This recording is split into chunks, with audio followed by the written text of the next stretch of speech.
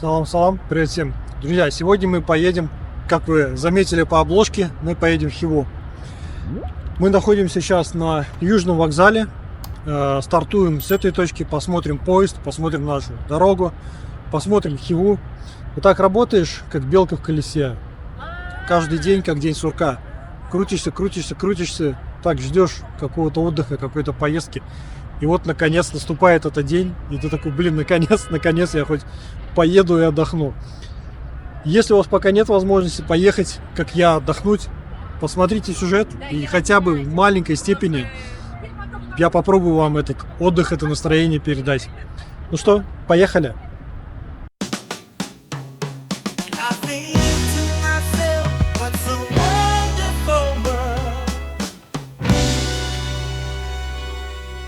Так вот, мы прошли через КПП и сейчас пойдем искать поезд, где он остановился. Вроде бы уже посадка началась. Ну и наша группа, весь наш народ сейчас собирается здесь на вокзале.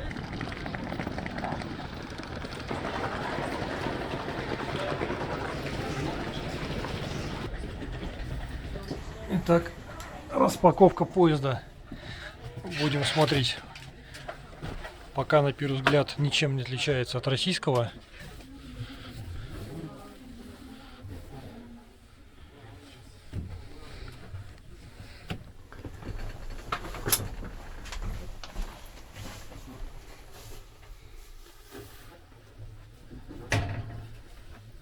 Короче, что выяснилось, вагона ресторана нету, кондиционера нету, или он не работает, или вообще его нету? Включает, нету, говорит, нет. Окна не открываются. Окна не открываются, да. Есть кипяток. Кипяток есть. Кипяток есть. На там спасибо. Короче, изучили мы более подробно наше купе. Что мы можем сказать? Во-первых, столик очень маленький. Ну, я много ездил в поездах в России. Обычно столик вот до сюда, то есть на 150% больше. Ну, здесь лампочки такие же, советские, обычные. Есть зеркала. Вот прикольно то, что здесь зеркала с эффектом, как его там, бесконечности.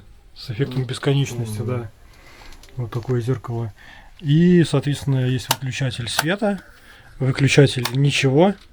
Вероятно, это кондиционер, который, как мы поняли, не работает или нет. И какая-то кнопка, которую я боюсь нажимать. Ну, я думаю, что мы ее в какой-то момент все-таки нажмем. Наверху полка для багажа есть. Вот там тоже еще маленькая полочка. И вешалки. Все, и больше ничего нет. По 2 подушки каждому дали. Постельное белье. Все. Ну еще есть вот здесь зеркало. Если дверь закрыть, то получается еще большое зеркало вот здесь, на двери. Так что очень все скромненько, очень все простенько. И что еще я заметил прямо сейчас, лесенка на 2-й этаж, которая здесь, как бы, ну я не знаю, если только, наверное, туда что-то скидывать, то может быть она удобна. А так, в принципе, какой-то рудимент от плацкарта. Короче, мы решили пройтись до 19-го вагона, посмотреть, как устроились ребята там. Я так полагаю, это обычные купешные. Да, это обычный поезд купешный. Как его, вагон купе. Ребята у нас билеты покупали в последний момент и купили в плацкарте. Сейчас посмотрим, как они там живут. И, соответственно, у нас вагон СВ. Идти нам с 7-го вагона, по-моему, в 19-й. То есть нам идти в самый-самый конец поезда.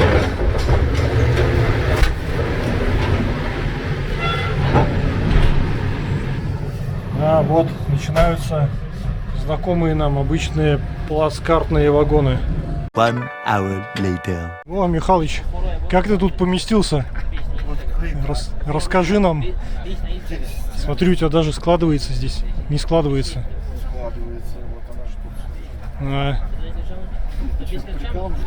Через весь поиск он сюда шел посмотреть, как вы тут. Ты как вообще тут? Это трезвый, все нормально. Садись вертикально, резко. На багажник, по-моему, удобнее было бы. Вообще, да. Сейчас я прошел весь поезд сюда, сейчас пойду обратно, покажу, что там вообще видел. Движемся обратно.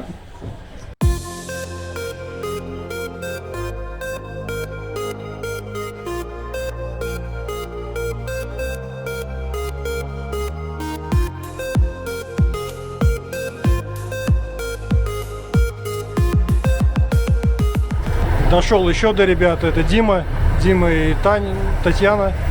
Вот, блин, реально здесь у них купе уютнее, чем у нас СВ. Во-первых, у них открываются окна. Это уже плюс. У нас вообще ничего не открывается. А потом смотрите, какая отделка. Отделка коричневая, все красивое такое. Подушечки тут вообще супер, все модное. Вообще вон какая штука. У нас нету такого. Нас вообще обделили походу, реально. Смотрите, какая красота. Ну, туалет обычный. Вот туалет ничем от российского не отличается.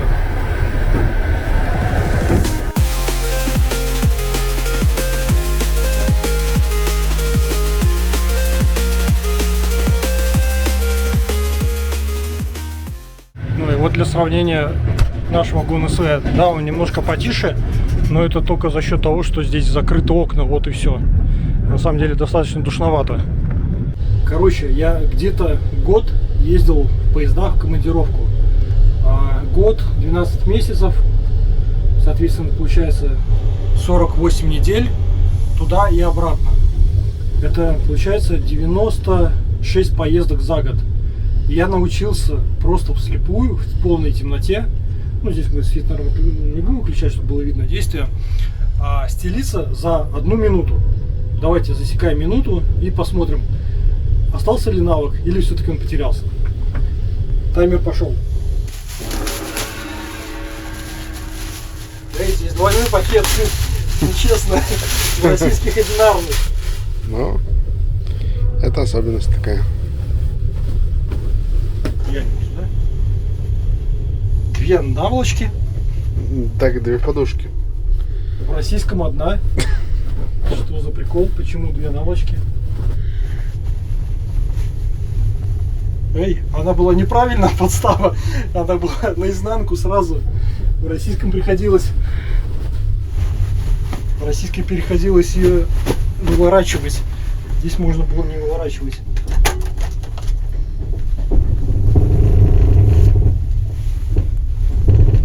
Простыня сложена так же.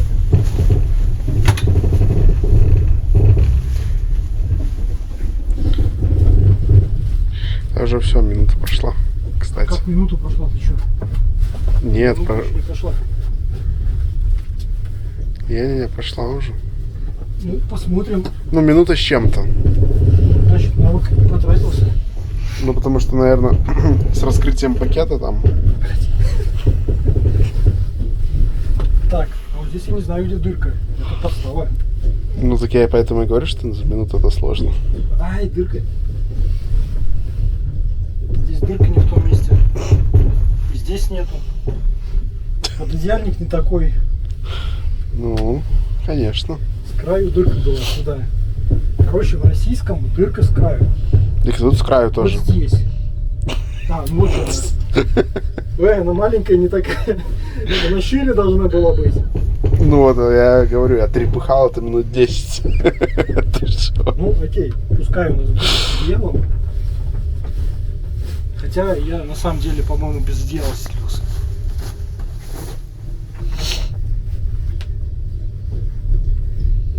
Минут не 10, но дырка, видишь, она маленькая, туда даже не влазит.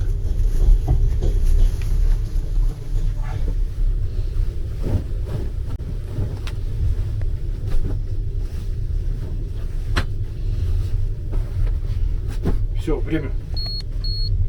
Ну, Мне кажется, я уложился. Ну тут подстава была. тоже хороший результат. Не, подстава, во-первых, этот, как она называется, наволочка. Наволочка, она уже сразу вывернута вот сюда. Угу. То есть здесь достаточно просунуть руки, и ты можешь сразу ее одевать. А в российском комплекте она идет вот так. И тебе ее нужно вывернуть наизнанку. Тут я потерял время. Потом я очень много времени потерял на пододеяльнике, потому что дырка вот такая. В российском она где-то вот такая примерно.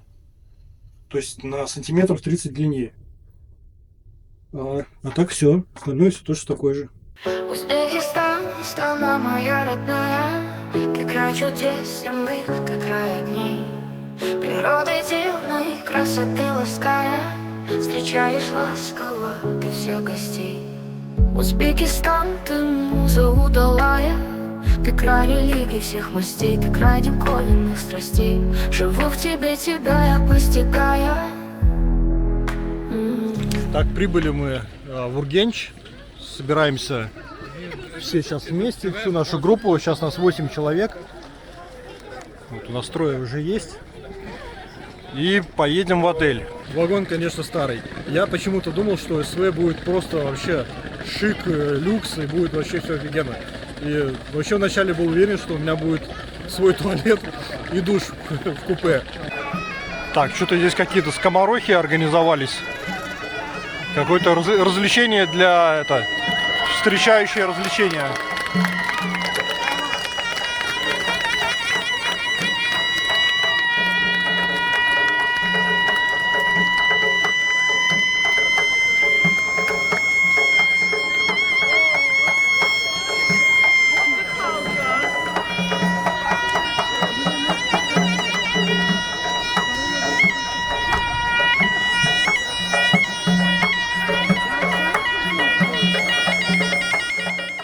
Ожидаем такси.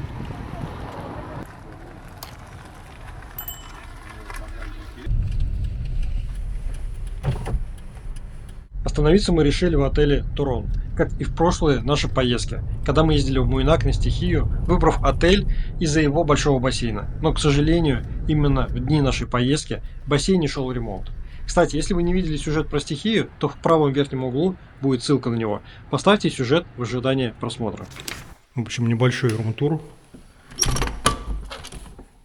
Отель, конечно, не новый, не современный, но тем не менее все, что нужно, есть. То есть есть холодильник, тапочки даже есть, тапочки, полотенца, шкаф. Кстати, что в холодильнике? В холодильнике пусто. Это не мини-бар. Ну, санузел, все достойно, чистенько. Санузел, кстати, видно, ремонт делали недавно. Даже полотенцесушило еще пока забыли поставить. Какое-то обновление в номерах за год произошло. Столик, 2 кресла, чайник, телефон, телевизор, если надо. Кондиционер. Кондиционер есть. 2 кровати. Это двухместный номер. Вот. Мне кажется, вполне приятно, достойно. Будем здесь жить. Жить ближайшие, получается, 2 ночи. И хочу показать вам еще, есть вот такой номер трехместный. Мы в прошлый раз здесь были, мы варили лапшу на пиве. Можете посмотреть видео. Вот здесь будет ссылка на видео, как мы ехали со стихии. И чем этот зал интересен, номер, тем, что когда открываешь окно, ты попадаешь окном в холл. И здесь какой-то торжественный зал, по-моему, бракосочетаний. Вот там лебеди, кольца, вот туда молодожены проходят. Такой вот, в общем, интересный номер. Но сейчас здесь идет ремонт. 1 hour later. Короче, нам предоставили совещательную митинг-рум. И у нас сейчас процесс выбора ресторана, куда поехать поесть. Звоним в некоторые рестораны, узнаем, что где закрыто, где открыто. И 2 ребят ходят в городе, там тоже что-то хотят посмотреть. Сейчас куда-нибудь поедем.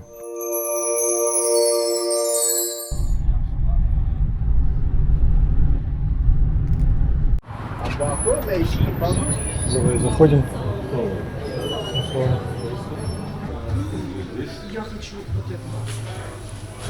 Плов домашний, под заказ плов.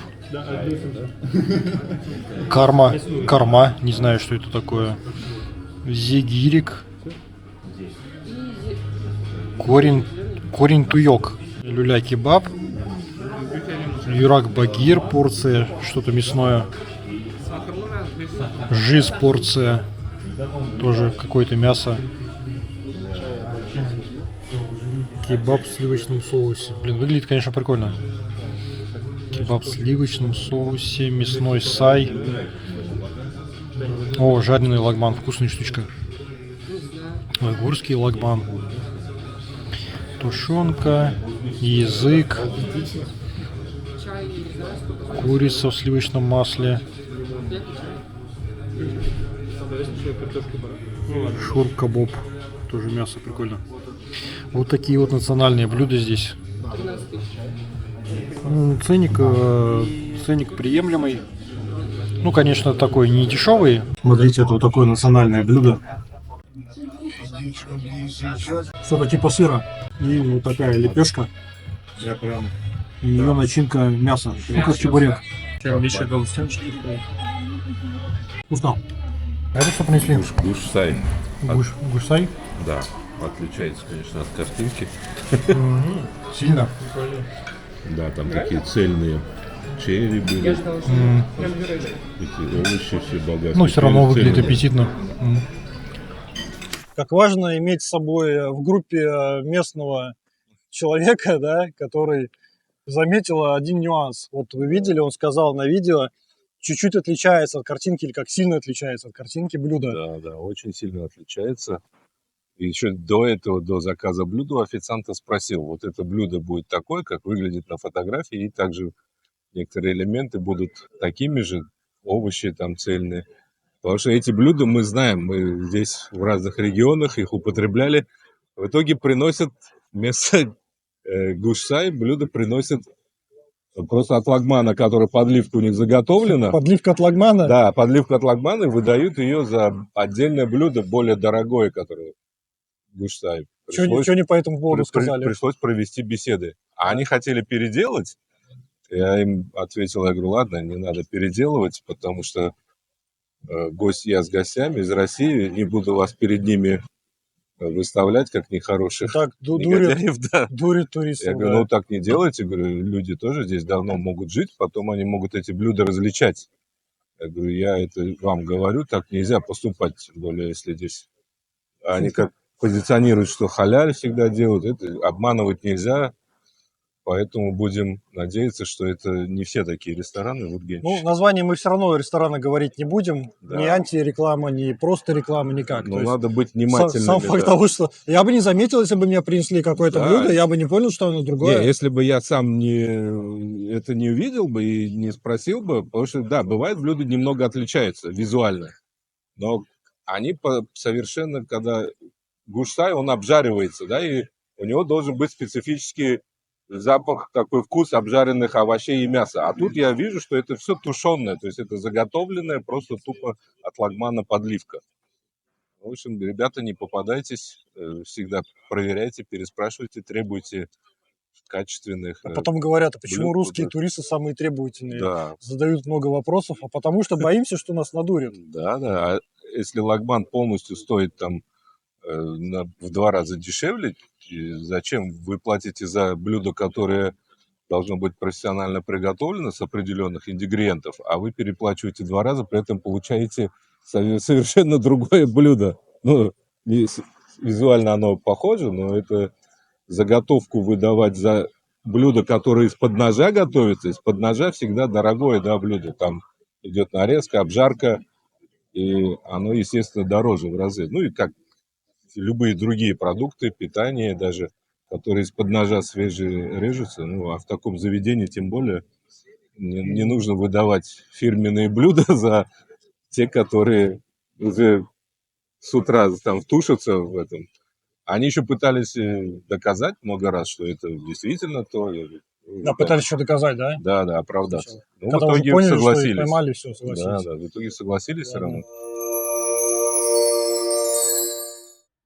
Мы решили посмотреть достопримечательности Ургенча. Тем более, что Мансур местный и может нам про них рассказать.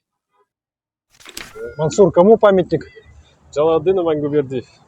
Это наш дед. Во времена налетов Чингисхана он, так сказать, защищал свой народ. Сын Хорезм-Шаха.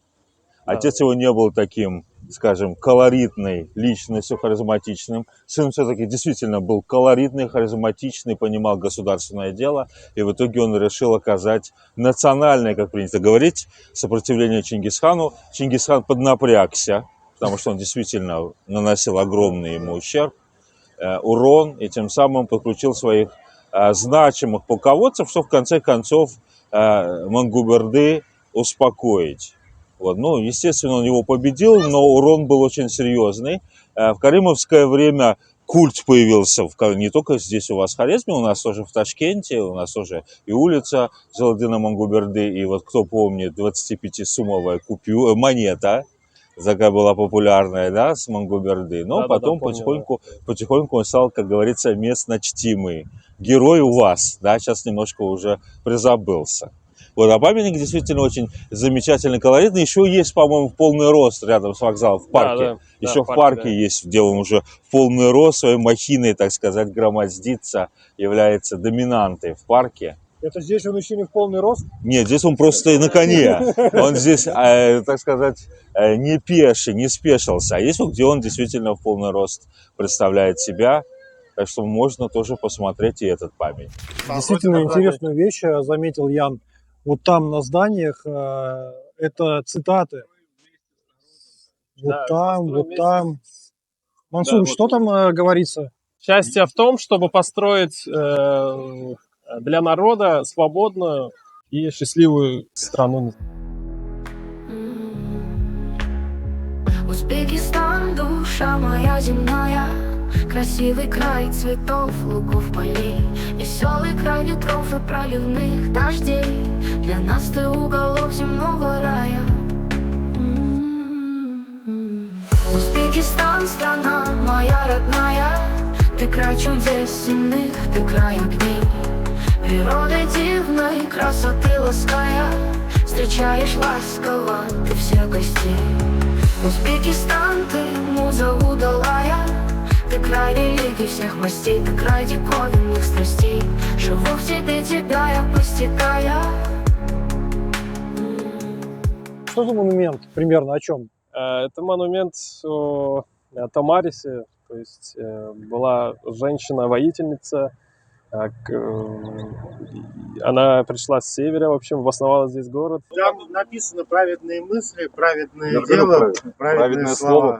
Вот, филолог Ну, или- перевел. Какой это Google перевел? Скромный человек еще. Ну вот, в общем, разобрались. Вот так сами себе экскурсоводы. И вот этот вот памятник, свидетельствующий той эпохи прошлого президента Ислама Каримова, посвященный зороастризму и священной книге зороастрийцев «Авести». А в те времена, да и сейчас, в принципе, тоже очень уважительно к этому относятся, но считалось, что она показывает многогранность культуры и истории Узбекистана, что не только исламская цивилизация дала свои замечательные плоды, но и до этого прежние цивилизации, зороастризм, Заратуштра в частности, священная книга Авеста, которая несла в себе гуманные, мирные самые идеи, что вот кто вот любит английский и узбекский языки, может подойти, прочитать. Подчеркивалось, что эта книга самое-самое гуманное, плохому не научит. И вот здесь поставили, это единственный, по-моему, в мире, если не ошибаюсь, памятник Авести как таковой. Нигде больше в мире нет. И вот раньше это культивировалось, в принципе, ничего плохого в этом не было, так как земля Хорезм – это как одна из основ зороастризма на территории Узбекистана. Вот зороастрийцев, кстати, хранили в Асуариях. Это вот кто, если в Самарканде был в музее, Афросиаб, да, вы, наверное, были, видели, там тоже выставлена коллекция асуариев, это куда вот косточки складывали, потому что вот эти традиции были очень-очень здесь распространены раньше. Так что вот такой вот замечательный памятник, кто в Ургенче бывает, обязательно надо посетить, посмотреть. В общем, наша группа собралась, садимся сейчас в автобус и выдвигаемся в Хиво. Друзья, это пока что не Хива. Весь первый день мы провели в Ургенче, и он нам очень понравился. А вот в следующей серии мы уже посмотрим саму Хиву, от посещения которой мы остались в восторге.